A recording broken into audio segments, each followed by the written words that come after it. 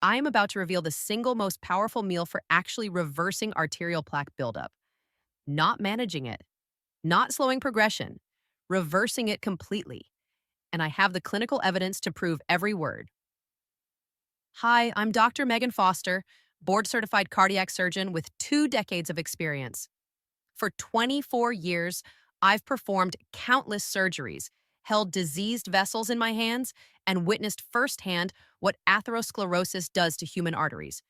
I've seen arteries so calcified they've literally transformed into rigid pipes. I've extracted plaque deposits that turned living tissue into concrete. And I'm here to tell you something critical. Virtually everything you've been taught about clearing your arteries is fundamentally wrong. The internet overflows with dangerous misinformation: lemon water to dissolve blockages, apple cider vinegar to scrub vessel walls clean, garlic supplements to magically melt away cholesterol deposits. It's all complete nonsense. Your cardiovascular system is not plumbing. Arterial plaque is not cooking grease coating your pipes. You cannot pour some miracle solution down your throat and expect it to flush everything clean. The human body doesn't work that way. I know this because I've spent 20 years studying the actual pathology. When I perform coronary bypass surgery, when I cut into an artery that's 90% occluded, I witness the real biology happening inside. I see what actually causes disease at the cellular level. And here's what most people don't understand: plaque is not simply cholesterol stuck to your vessel walls like bacon grease in a drain. Plaque represents an inflammatory immune response. It's your white blood cells mounting an attack against oxidized cholesterol molecules trapped within your arterial walls. It's essentially an autoimmune war occurring inside your cardiovascular system right now. If you want to reverse this process, you must understand the underlying mechanisms. Because once you comprehend what plaque actually is, how it develops, and why it progresses, you'll realize that the meal I'm about to describe isn't some alternative medicine fantasy. It's a precisely targeted molecular intervention. Every single ingredient activates a specific biological pathway. Every compound triggers a particular cellular response. This meal doesn't cleanse your arteries through some mystical process. It activates reverse cholesterol transport. It forces foam cells to release the cholesterol they've engulfed. It prevents calcium crystallization from transforming your vessels into bone. It stops LDL particles from oxidizing in the first place. This is cellular biology. This is immunology. This is cardiovascular physiology. This is how you actually reverse atherosclerotic disease. Not with cleanses, not with detoxes, with hard science. Stay with me because by the end of this presentation, you'll understand exactly what's happening inside your arteries at this very moment. You'll comprehend why conventional dietary advice fails, why low-fat diets accelerate disease progression, why statin therapy alone proves insufficient, and you'll learn the precise meal, the exact ingredients, the specific bioactive compounds that activate the pathways your body needs to extract cholesterol from your arterial walls and reverse this disease. This is not speculation. This is not a trend. This is peer-reviewed, published science, and it works consistently. But first, you need to understand what arterial plaque actually is at the molecular level, because if you don't understand the disease mechanism, you cannot effectively fight it. Your arterial wall contains three distinct layers. The innermost layer is the intima. It consists of a single layer of endothelial cells that form a protective barrier between your blood and the deeper vessel structures. When these endothelial cells function properly, they're smooth and non-adhesive. They produce nitric oxide, a gaseous signaling molecule that maintains vessel dilation and prevents blood cells from adhering to the vessel wall. But when these cells become damaged through chronic hypertension, tobacco use, diabetes, or systemic inflammation, they become dysfunctional. They stop producing adequate nitric oxide. They become adhesive. They develop gaps in their protective barrier. And through those microscopic gaps, LDL cholesterol particles infiltrate the vessel wall. This marks the first critical step in plaque formation. LDL crosses the endothelial barrier and becomes trapped in the intima layer. Now, here's the crucial mechanism. If that LDL simply remained there unchanged, it wouldn't cause problems. But it doesn't remain unchanged. It undergoes oxidation. Think of oxidation like metal rusting. Your LDL particle becomes exposed to free radicals within the vessel wall microenvironment. The lipids in the LDL become rancid. The protein components become damaged. The particle transforms into oxidized LDL. And oxidized LDL triggers your immune system like an alarm. Your body recognizes it as a pathogen, a foreign invader that must be eliminated. So your immune system deploys its defenders. White blood cells called monocytes penetrate the vessel wall. They squeeze through the endothelium. They differentiate into macrophages, the specialized garbage collectors of your immune system designed to engulf and eliminate foreign material. These macrophages detect the oxidized LDL. They identify it as dangerous, and they consume it through a process called phagocytosis. The macrophage's cell membrane extends around the LDL particle and internalizes it. The particle gets broken down in a specialized compartment called a lysosome. The cholesterol gets extracted, and this is where the pathological cascade begins. The macrophage cannot efficiently process the massive cholesterol load. It becomes overwhelmed. It becomes engorged with lipid molecules. It swells dramatically. It transforms into what we call a foam cell, a lipid-laden immune cell that appears foamy under microscopic examination. And foam cells form the foundation of atherosclerotic plaque. They're the first visible manifestation of arterial disease. When pathologists perform autopsies on teenagers who died in accidents, they frequently discover fatty streaks in their arteries, yellowish lines running along the vessel wall. Those are foam cell accumulations, millions of them clustered together. The disease process has already initiated. And here's the tragedy. Those foam cells are attempting to help you. They're trying to clear the oxidized LDL. They're trying to protect your tissues. But they become trapped. They cannot exit the vessel wall. They cannot transport the cholesterol back into circulation. So they simply remain there, bloated, dysfunctional, dying. And when they die, they rupture. They spill their contents into the vessel wall, cholesterol crystals, inflammatory cytokines, destructive enzymes. This debris triggers additional inflammation. More immune cells get recruited. More macrophages infiltrate. More foam cells form. The plaque expands. And over years, over decades, this process continues relentlessly. The plaque grows outward. It protrudes into the arterial lumen. It narrows the channel where blood flows.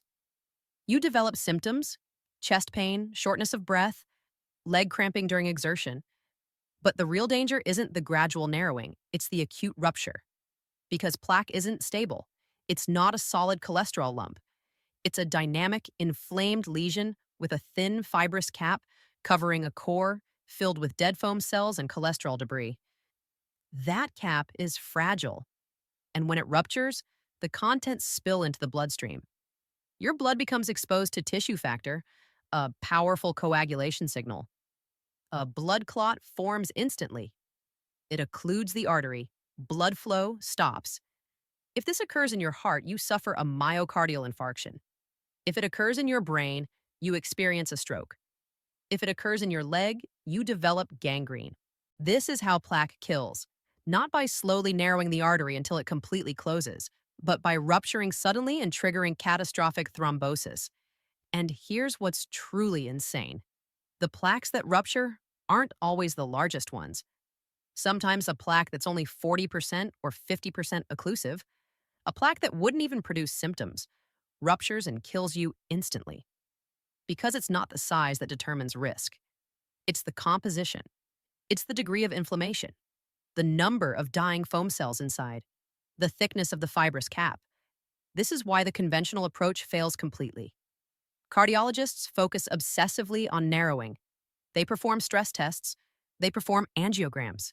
They measure stenosis percentages. If it's blocked more than 70%, they place a stent. They mechanically open it up. Problem solved. Except the problem isn't solved at all because the plaque remains there, inflamed, unstable, ready to rupture at any moment. The stent prevents symptoms temporarily, but it doesn't reverse the underlying disease process. And the plaques that aren't stented, the ones that are only 30% or 40% occlusive, those are the silent killers. Because nobody's treating them. Nobody's reversing them. They're just sitting there, growing, inflaming, waiting to rupture without warning. This is why we desperately need a different paradigm. We don't need to mechanically widen arteries. We need to stabilize existing plaque. Better yet, we need to reverse it completely. We need to extract the cholesterol from the foam cells, from the vessel wall, back into the bloodstream where it can be transported to the liver and permanently excreted. This biological process exists. It's called reverse cholesterol transport, and it's the only proven method to actually reverse atherosclerotic plaque. Your body possesses an elegant mechanism for this. HDL cholesterol, high density lipoprotein. You've heard it called good cholesterol, and it truly is beneficial, but not because it's a different type of cholesterol molecule. HDL is beneficial because it functions as a transport vehicle. Its biological purpose is to collect cholesterol from peripheral tissues and return it to the liver for elimination. When an HDL particle encounters a foam cell, it docks on the cell surface. It activates a protein called ABCA1, ATP binding cassette transporter, A1. This protein functions like an ejection mechanism. It actively pumps cholesterol out of the foam cell and loads it onto the HDL particle. The HDL carries that cholesterol away, back to the liver. The liver excretes it into bile. The bile enters your intestinal tract. The cholesterol exits your body permanently. The foam cell shrinks. The plaque regresses. The disease reverses. This is reverse cholesterol transport, and it's the only scientifically validated method to reverse atherosclerosis. But here's the critical problem. Most people's reverse cholesterol transport is completely broken. Their ABCA1 isn't activated. Their HDL isn't functional. Their foam cells cannot eject the cholesterol they've accumulated. So the plaque simply grows and grows and grows until it ruptures catastrophically, or until they end up on my operating table getting their sternum split open for emergency bypass surgery. But it absolutely doesn't have to be this way. Because ABCA1 can be activated, HDL function can be restored, reverse cholesterol transport can be initiated. Not with medication, not with surgery, with food. Specific foods containing specific bioactive compounds consumed in a specific combination. This is the meal I'm about to describe in detail. And before you dismiss this as wishful thinking, understand that this is rigorously peer-reviewed science. There are published human clinical trials demonstrating that specific dietary interventions activate ABCA1, increase reverse cholesterol transport, and reduce measurable plaque burden. I'm going to cite those studies, I'm going to explain the mechanisms thoroughly, and then I'm going to give you the exact meal protocol. But you need to understand one more critical mechanism before we discuss the food.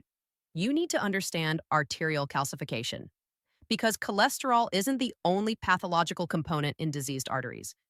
Calcium deposition is arguably worse. As plaque matures, as foam cells die and release their toxic contents, calcium deposits begin forming. Your body attempts to wall off the inflammation. It deposits calcium like scar tissue, like a protective scab. Over time, the plaque becomes increasingly calcified, hard, rigid, brittle. Your arteries literally transform into bone tissue. We measure this with a coronary artery calcium score, a CT scan that quantifies the amount of calcium deposited in your coronary arteries. A score of 0 means no detectable plaque. A score of 100 to 400 indicates moderate disease. A score above 400 indicates severe disease. And a score exceeding 1,000 means you're a walking time bomb. Your arteries have become concrete. Let me tell you about Thomas. He was 68 years old. He felt completely fine. No symptoms whatsoever. But his physician ordered a coronary calcium score as part of routine screening. The result came back 836, severe disease. His cardiologist was shocked. How could someone with a score that high remain completely asymptomatic? They performed an angiogram. His left anterior descending artery was 60% blocked. His right coronary artery was 50% blocked. Not severe enough to warrant stenting according to guidelines, but severe enough to kill him if either of those plaques ruptured unexpectedly. His cardiologist prescribed atorvastatin 80 milliliters, told him to follow a strict low-fat diet, told him to exercise regularly, standard conventional advice. Thomas did everything correctly. He took his statin every single day without fail. He eliminated red meat completely. He ate exclusively chicken breast and fish. He walked every morning for 30 minutes. 1 year later, they repeated his calcium score, 981. It had increased by 145 points. The plaque was growing, calcifying. Despite the high dose statin therapy, despite the low fat diet, despite the regular exercise, Thomas was devastated. He thought he was doing everything right, but he was getting progressively worse. He came to me asking if he needed bypass surgery. I reviewed his angiogram carefully. The blockages weren't severe enough to justify surgical intervention yet, but I told him the brutal truth. If he didn't reverse this process, if his plaque continued growing at this rate, he'd be dead within 5 years, either from a massive heart attack or on my operating table during emergency surgery. Thomas asked what he should do. I told him to immediately stop eating a low-fat diet. I told him the exact meal protocol I'm about to share with you. I explained the mechanisms in detail, the ABCA1 activation, the calcium inhibition, the oxidation prevention. Thomas was extremely skeptical. He said, "My cardiologist specifically told me to avoid fat. You're telling me to consume olive oil?" I said, "Your cardiologist is wrong. Low-fat diets don't reverse plaque. They accelerate progression because they lower your HDL, and without adequate HDL, you cannot activate reverse cholesterol transport. You cannot extract cholesterol from your arterial walls." Thomas trusted me. He completely changed his dietary approach. He consumed this exact meal every single day, not once weekly, not when convenient, every single day without exception. We repeated his calcium score 18 months later. 9922. It had decreased 59 points. The plaque was regressing. The calcium was being reabsorbed. His arteries were healing. Thomas is still alive today, 5 years later. His calcium score is now 841. Still elevated, but declining steadily. The disease is reversing. Slowly, but consistently reversing. And he will never need surgery. Because we caught it. We activated the biological mechanisms his body needed to heal itself. This is what I want for you. Now let's discuss the meal in detail. This is not a recipe. This is a therapeutic protocol. Every ingredient serves a specific biological purpose. Every compound activates a specific molecular pathway. You cannot substitute ingredients. You cannot skip components. You cannot do half of this protocol and expect results. This is all or nothing. You need arugula or beets, preferably both. Here's the scientific rationale. Your endothelium, the arterial lining, produces nitric oxide. This is arguably the most important molecule in cardiovascular health. Nitric oxide dilates your vessels. It prevents blood cells from adhering. It inhibits smooth muscle proliferation. It prevents plaque formation. But in atherosclerosis, nitric oxide production becomes severely impaired. Your endothelium is dysfunctional. It cannot synthesize adequate amounts. And without sufficient nitric oxide, your vessels constrict. Blood flow decreases. Plaque progression accelerates. Plaque. You can restore nitric oxide through a pathway called the enterosalivary nitrate-nitrite-nitric oxide pathway. This represents one of the most important discoveries in cardiovascular physiology in the past 2 decades, and virtually nobody knows about it. Here's the mechanism. You consume foods high in nitrate, leafy greens, arugula, spinach, beets. The nitrate gets absorbed in your small intestine. It enters your bloodstream. Your salivary glands actively concentrate it. Approximately 25% of circulating nitrate gets secreted into your saliva. You swallow your saliva. It returns to your mouth.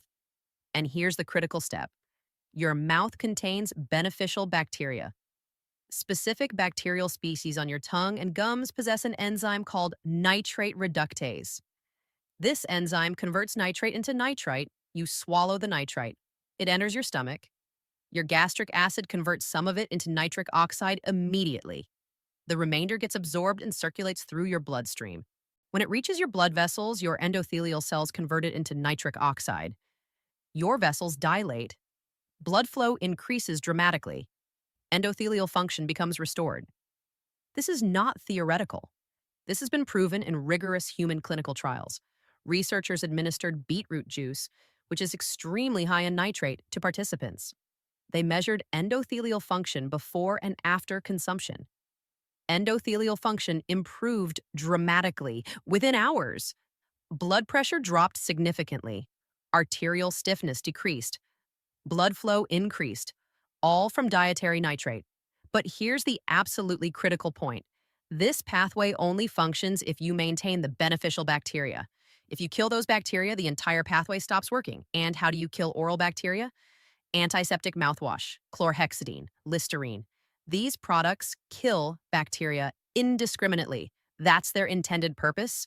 But they kill the beneficial bacteria too, the specific bacteria that convert nitrate to nitrite. If you use mouthwash regularly, you completely destroy the enterosalivary pathway. Your body cannot produce nitric oxide from dietary nitrate. Studies have definitively proven this.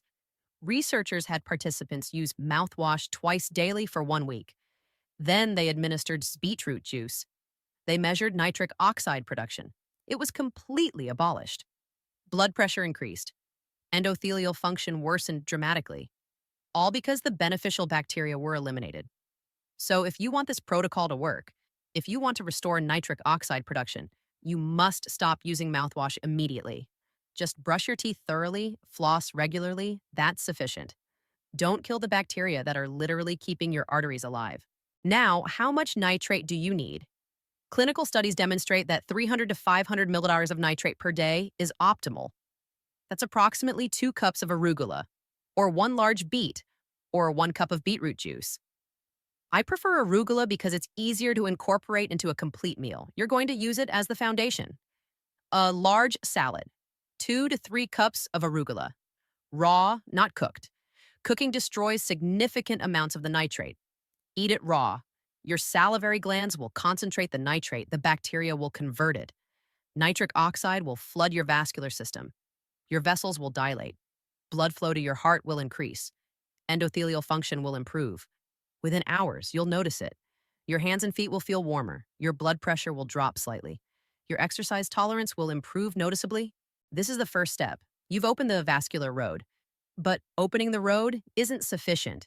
You need to mobilize the accumulated debris. You need to activate reverse cholesterol transport. You need to activate ABCA1.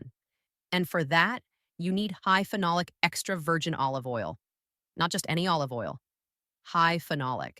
This distinction matters enormously. Olive oil contains a compound called oleocanthal. This is a phenolic compound. It's what creates that characteristic peppery sensation. That burning sensation in the back of your throat when you swallow high-quality olive oil, that's oleocanthal. And oleocanthal is one of the most powerful compounds for cardiovascular health discovered. It accomplishes 2 critical functions. First, it's powerfully anti-inflammatory. Oleocanthal inhibits COX enzymes, the same enzymes inhibited by ibuprofen. It reduces inflammation in your vessel walls. It calms the immune response. It stabilizes unstable plaque. Second, and this is absolutely critical, oleocanthal upregulates ABCA1 expression. It activates the gene that produces this transporter. Your foam cells start expressing more ABCA1 on their surface. And more ABCA1 means more cholesterol ejection, more reverse cholesterol transport, more plaque regression. This has been proven in cell culture studies. Researchers took foam cells, macrophages that had engulfed oxidized LDL, and treated them with oleocanthal. ABCA1 expression increased dramatically. Cholesterol efflux increased. The foam cells physically shrank. The cholesterol was being actively extracted. And it's been validated in large-scale human trials. The pre-dimed trial. This was a massive study conducted in Spain. 7,000 participants at high cardiovascular risk. They were randomized into 3 groups. One group followed a conventional low-fat diet. One group followed a Mediterranean diet supplemented with nuts. One group followed a Mediterranean diet supplemented with extra virgin olive oil, 50 milliliters per day. That's approximately 4 tablespoons. The study ran for 5 years. At completion, they analyzed cardiovascular events, heart attacks, strokes, cardiovascular death. The low-fat group had the highest event rate. The nut group had a lower rate. The olive oil group had the lowest rate by far. 30% reduction in cardiovascular events compared to the low-fat group. 30% reduction from olive oil consumption. But not just any olive oil. The olive oil they used was high in phenolic compounds, high in oleocanthal, because that's what authentic Spanish olive oil is. Fresh, cold-pressed, unfiltered. Extremely high phenolic content. If you use cheap olive oil, refined, filtered, sitting on a shelf for months, you're not getting oleocanthal, you're just getting fat, plain fat. And fat alone doesn't activate ABCA1. You need the phenolic compounds.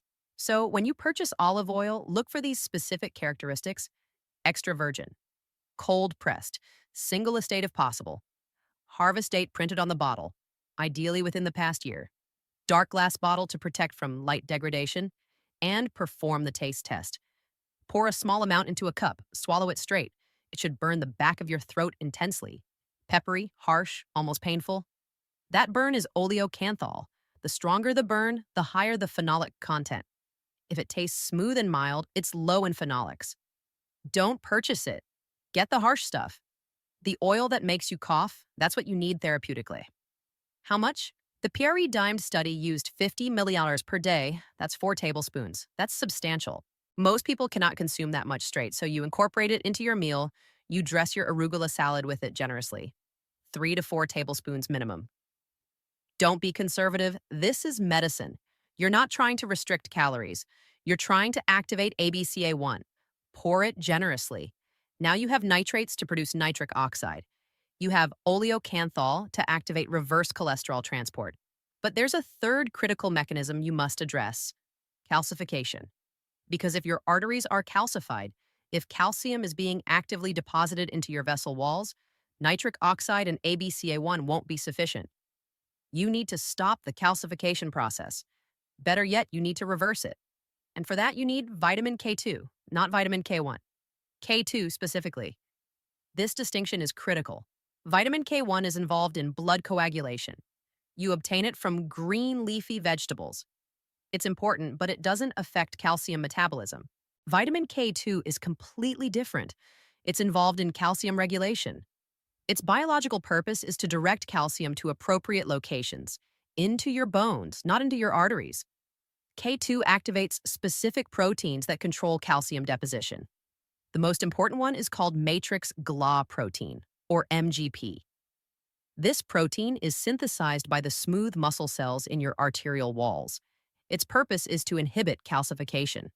It binds to calcium crystals and prevents their formation. It keeps your arteries soft, flexible, alive. But MGP only functions if it's activated, and it's activated exclusively by vitamin K2. Without adequate K2, MGP remains inactive. It cannot bind calcium effectively. Your arteries calcify progressively. They transform into bone, and once they're calcified, they're rigid. They cannot dilate properly. Blood flow becomes impaired. Plaque is more likely to rupture. You're at extremely high risk for heart attack and stroke. This is why calcium scores are such powerful predictors of cardiovascular events. They're not just measuring plaque burden. They're measuring how dysfunctional your calcium metabolism has become. High calcium score means inadequate K2, inactive MGP, uncontrolled calcification. And here's the problem. Most people are severely deficient in K2. Why? Because it's only found in specific foods. Fermented foods, aged cheeses, natto. Natto is a Japanese food made from fermented soybeans.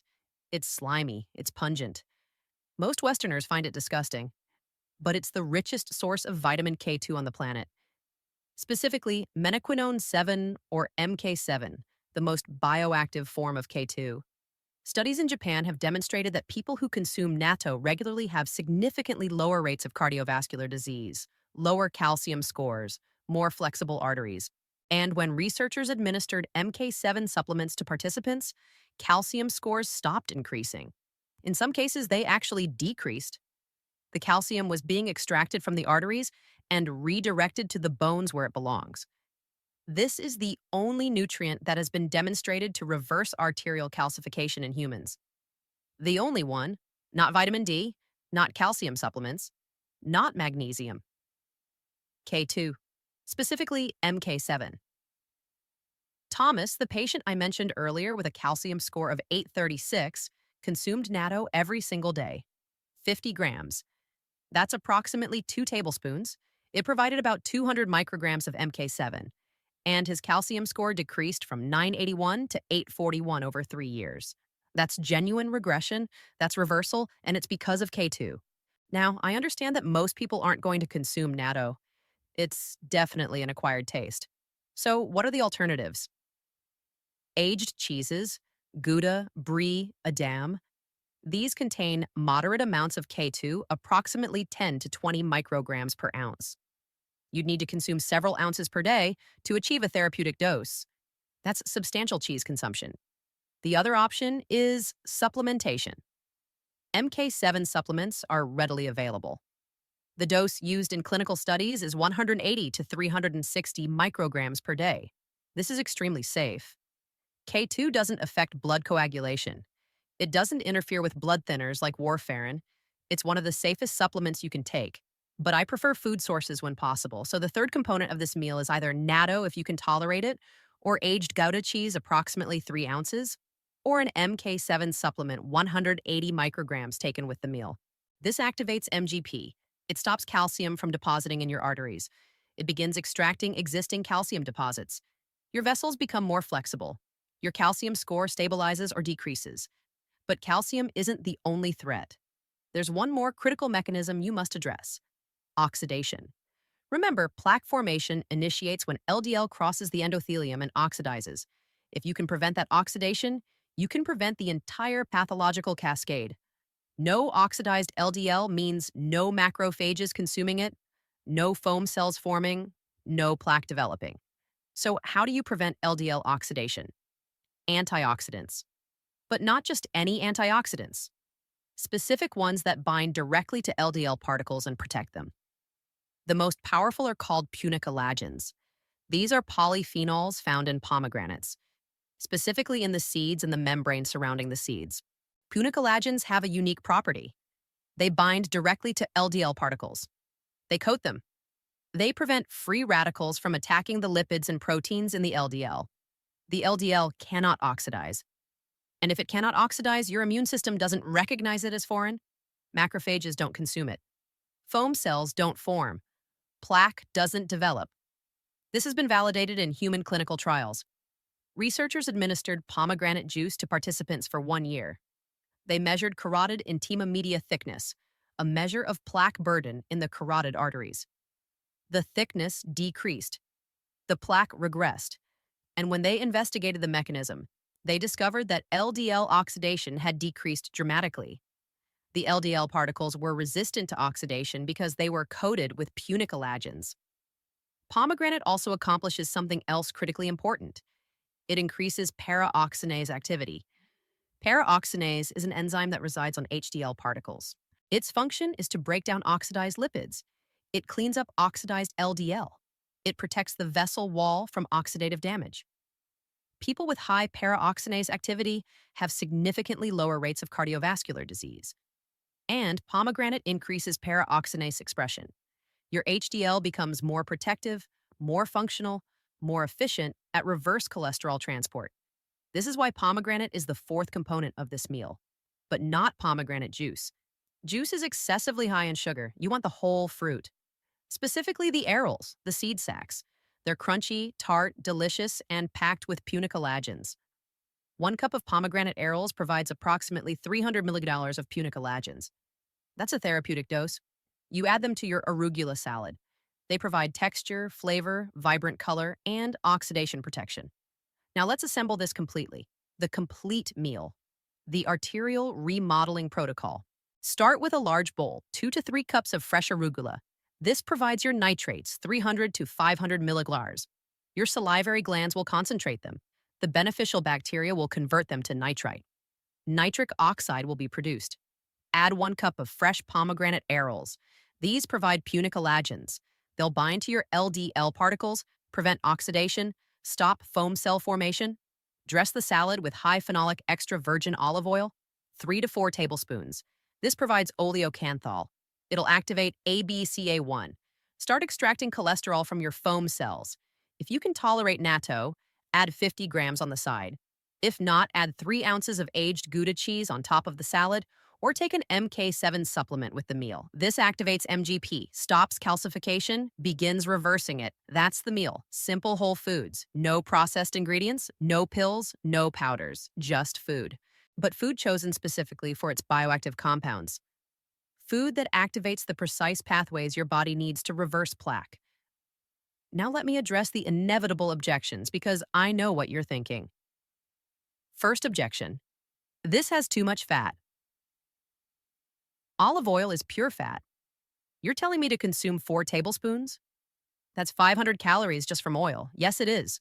But those calories are not the problem. The low fat dogma has destroyed cardiovascular health in this country. For 50 years, we've been told to avoid fat, consume more carbohydrates, more grains, more sugar. And what happened? Obesity rates skyrocketed. Diabetes rates exploded. Heart disease remained the #1 killer because fat isn't the enemy. Oxidized LDL is the enemy. Inflammation is the enemy. Dysfunctional HDL is the enemy. And low-fat diets make all of these worse. When you eliminate fat, you decrease HDL. Your good cholesterol drops. Your reverse cholesterol transport slows dramatically. You cannot extract cholesterol from foam cells anymore. Plaque grows. Low-fat diets also increase triglycerides. Your liver converts excess carbohydrates into fat molecules. Those fats get packaged into VLDL particles, very low density lipoprotein. These particles are more likely to oxidize than LDL, more likely to cause inflammation, more likely to form plaque. And low fat diets increase small, dense LDL, the most dangerous type, the type that penetrates the vessel wall most easily, the type that oxidizes most readily, the type that causes the most aggressive plaque. So when you consume a low-fat, high-carbohydrate diet, you're making your lipid profile worse, not better. But when you consume fat, specifically the right fats, olive oil, omega-3s, you improve your lipid profile dramatically. HDL increases. ABCA1 gets activated. Reverse cholesterol transport improves. Triglycerides decrease. LDL particles become larger and more buoyant, less likely to penetrate the vessel wall, less likely to oxidize. This is why the Mediterranean diet works so effectively. It's high in fat, 40% of calories from fat, but it's the right fat. Olive oil, nuts, fish, and people who follow Mediterranean dietary patterns have the lowest rates of cardiovascular disease globally, despite consuming high fat. Because it's not about the quantity of fat, it's about the quality of the fat and what it does to your metabolism. Second objection: I can't eat this every day. It's too expensive, too time-consuming. Then you're not serious about reversing your plaque. This is not a casual intervention. This is not something you do when convenient. This is medicine. If I prescribed you a medication and instructed you to take it daily, you'd take it daily without question. This meal is medicine. It activates pathways that pharmaceutical medication cannot. You consume it every day, no exceptions. Is it expensive? Yes. High-quality olive oil costs money. Pomegranates cost money. Aged cheese costs money. But how much does a heart attack cost? How much does bypass surgery cost? How much does a lifetime of disability cost? This meal costs approximately $10 to $15 per day. That's $300 to $450 per month. Bypass surgery costs $100,000 minimum. A heart attack can cost $50,000 if you survive. And if you don't survive, your family pays the devastating price. Funeral costs, lost income, lost years together. This meal is the cheapest insurance policy you can purchase. Consume it every day. Make it absolutely non-negotiable. Is it time-consuming? It takes 10 minutes to prepare. Wash arugula. De-seed a pomegranate. Drizzle olive oil. That's it. If you don't have 10 minutes to save your life, you have fundamentally wrong priorities. Third objection: what about studies showing antioxidant supplements don't work? Correct. Antioxidant supplements don't work. Vitamin E pills, vitamin C pills, beta-carotene pills. Large clinical trials have demonstrated they don't reduce cardiovascular events. Some studies even showed they increased mortality rates. But that's not what we're discussing. We're not talking about isolated synthetic vitamins in pill form. We're talking about whole foods. Foods that contain thousands of bioactive compounds working synergistically. Pomegranates don't just contain one antioxidant. They contain dozens. Polyphenols, anthocyanins, tannins, ellagic acid. These compounds work together in complex ways. They have effects far beyond simple antioxidation. They activate genes, they modulate inflammation, they interact with gut bacteria. They influence cellular signaling. You cannot replicate that complexity with a pill. This is why food-based interventions work and supplement-based interventions fail. The compounds in whole foods are bioavailable. They're in the correct molecular form. They're delivered with cofactors that enhance absorption and activity. They're metabolized by your gut microbiome into active metabolites. A pomegranate is not a vitamin C pill. It's a molecular pharmacy. Hundreds of compounds with overlapping synergistic effects. That's why it works consistently. Fourth objection, my doctor told me to take a statin. Isn't that enough? No, absolutely not. Statins lower LDL cholesterol. They reduce the quantity of LDL in your bloodstream. This slows plaque growth. It might stabilize existing plaque, but it doesn't reverse plaque. Statins don't activate ABCA1. They don't increase reverse cholesterol transport. They don't extract cholesterol from foam cells. They don't stop calcification. They don't prevent LDL oxidation. They just lower the number on your lab report. And yes, lowering LDL is important. I'm not suggesting you stop your statin medication, but statins alone are insufficient. Thomas was on high-dose statin therapy. His LDL dropped to 70, and his calcium score still increased by 145 points because the statin wasn't addressing the underlying mechanisms. It wasn't activating reverse cholesterol transport. It wasn't stopping calcification. You need both. Statin to lower LDL. Diet to activate the pathways. Combined, they work synergistically. Separately, they fail. Before we continue, I need you to understand why I'm sharing this information. Why I'm investing the time to explain these mechanisms in such detail. Why I'm giving you a specific meal protocol instead of vague advice like eat healthy. Because I'm exhausted. I'm exhausted from operating on people who didn't have to be there. I'm exhausted from splitting sternums and grafting bypass vessels because nobody taught the patient how to reverse their disease process. I'm exhausted from watching people suffer devastating strokes because they thought a low-fat diet and a statin were adequate.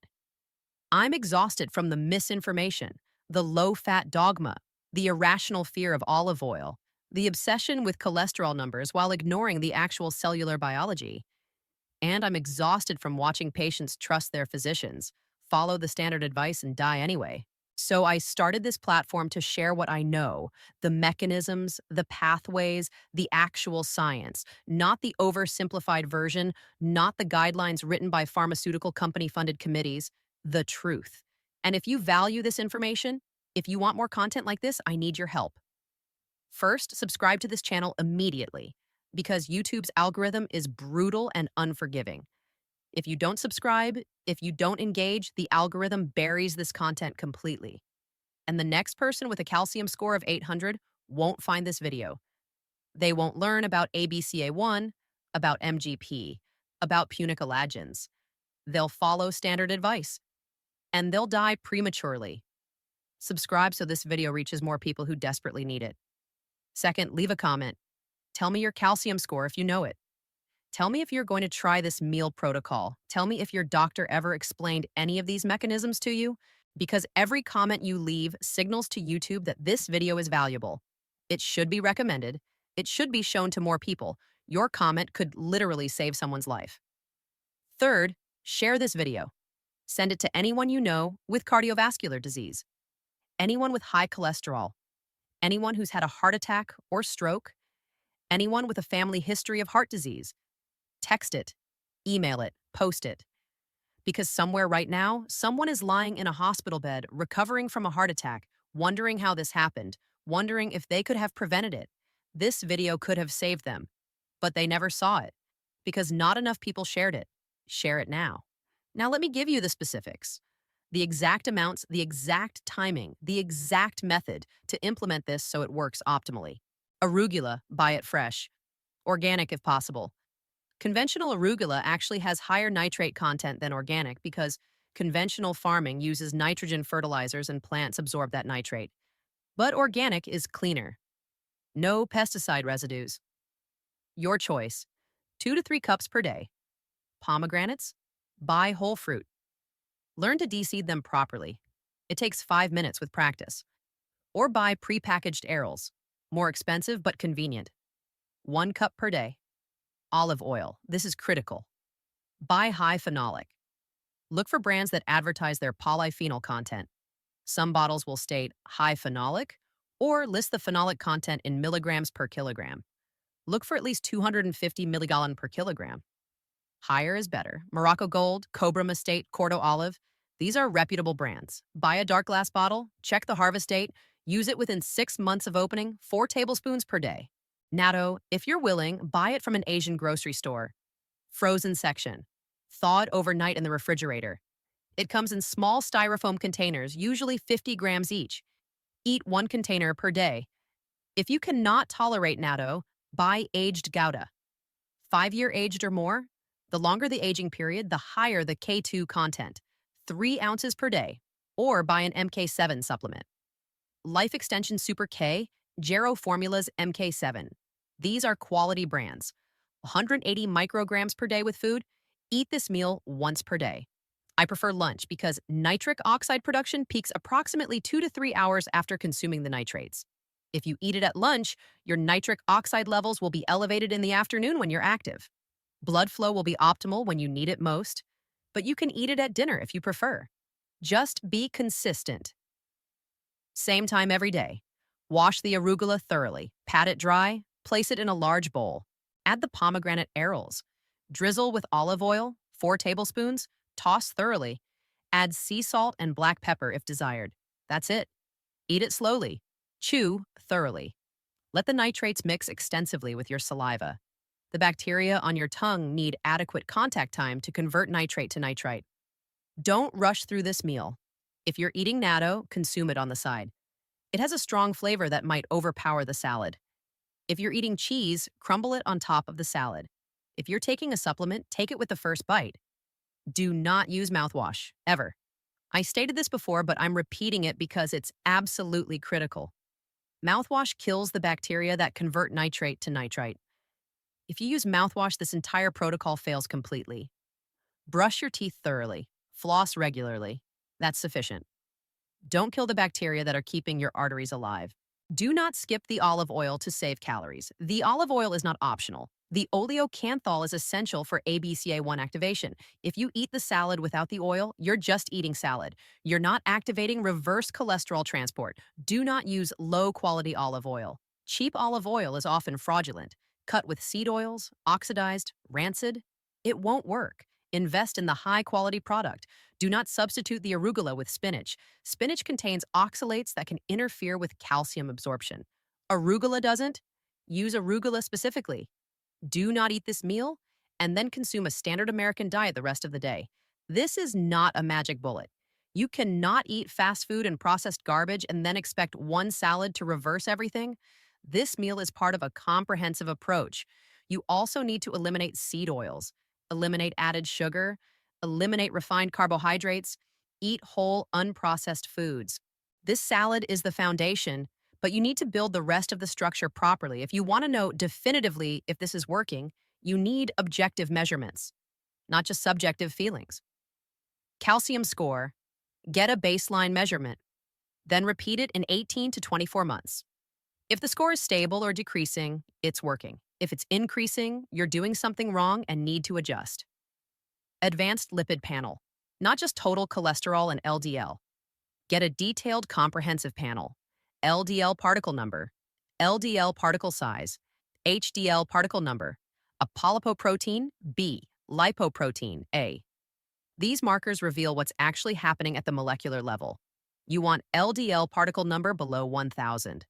You want large, buoyant LDL particles. You want high HDL particle number. You want ApoB below 80. Carotid ultrasound. This measures intima media thickness. Plaque burden in your carotid arteries. Get a baseline. Repeat annually. You want the thickness to decrease or at minimum stay stable. High sensitivity C-reactive protein. This measures systemic inflammation. You want it below 1.0 millibars per liter. Ideally, below 0.5. If it's elevated, you have systemic inflammation that needs to be addressed urgently. These tests cost money, but they provide data, objective proof that this protocol works. Or if it's not working optimally, they tell you what needs to be adjusted. Now, Let me address the elephant in the room. Why doesn't your doctor know this? Why isn't this standard of care? Because medical education is fundamentally broken. Doctors are trained to prescribe medication, to perform procedures, not to understand nutrition deeply, not to explain cellular mechanisms. The average medical school provides less than 20 hours of nutrition education in 4 years. Most of that is biochemistry, the Krebs cycle, amino acid metabolism. Nothing practical. Nothing about how food affects gene expression, how polyphenols activate transporters, how nitrates restore endothelial function. And after medical school, during residency and fellowship, there's zero nutrition training. Doctors learn to treat disease, not to prevent it, not to reverse it. They learn that atherosclerosis is a chronic, progressive disease. You manage it with statins. You stent blockages when they're severe. You bypass them when stenting isn't an option, but you don't reverse them. That's not possible according to their training. Except it is possible. The research proves it definitively. Dean Ornish published studies in the 1990s showing that intensive lifestyle intervention could reverse coronary artery disease. Angiograms showed plaques physically shrinking. Caldwell Esselstyn published similar results. Patients with severe disease, multiple blockages. He put them on a whole food, plant-based diet. Plaques regressed, symptoms resolved completely. These studies exist. They're peer-reviewed. They're published in major cardiology journals, but they're ignored. Why? Because there's no profit in lifestyle intervention. You cannot patent arugula. You cannot charge $5,000 per month for olive oil. Pharmaceutical companies fund medical research. They fund continuing medical education. They sponsor conferences. They pay physicians to give talks. And they're not interested in promoting interventions that don't involve their patented drugs. This is why your cardiologist prescribes a statin and tells you to eat less fat. That's what he learned. That's what the guidelines state. He doesn't know about ABCA1. He doesn't know about MGP. He's never read the Predimed study. He's never heard of oleocanthal, not because he's incompetent, but because he was never taught these mechanisms. And he doesn't have time to learn. He's seeing 40 patients per day. He's performing procedures. He's filling out mountains of paperwork. He's fighting with insurance companies. He doesn't have time to read nutrition research deeply. So he follows the guidelines. Statin, low-fat diet, exercise, and patients keep having heart attacks at alarming rates. I'm not saying your doctor is malicious. I'm saying the system is fundamentally broken. And if you want to survive, you cannot rely exclusively on the system. You have to educate yourself. You have to understand the mechanisms. You have to take control of your own health and subscribe if you haven't already. Hit that button because I'm committed to sharing truth, real mechanisms, protocols that actually work based on evidence, not guidelines written by pharmaceutical companies, not advice designed to keep you on expensive medication for life. The truth about cardiovascular health. Subscribe so you don't miss it. Take care of your arteries. Consume this meal every single day without fail. Monitor your progress objectively. And remember what I told you at the beginning. Your arteries are not plumbing pipes. Plaque is not grease. You cannot clean them with vinegar or lemon water, but you can activate reverse cholesterol transport. You can stop calcification. You can restore nitric oxide production. You can prevent oxidation. You can reverse the disease, one meal at a time, one mechanism at a time, one day at a time, until your calcium score drops, until your plaque regresses, until you never need surgery. That's what I want for you. That's why I made this video. Thank you for watching the video. I will see you in the next one.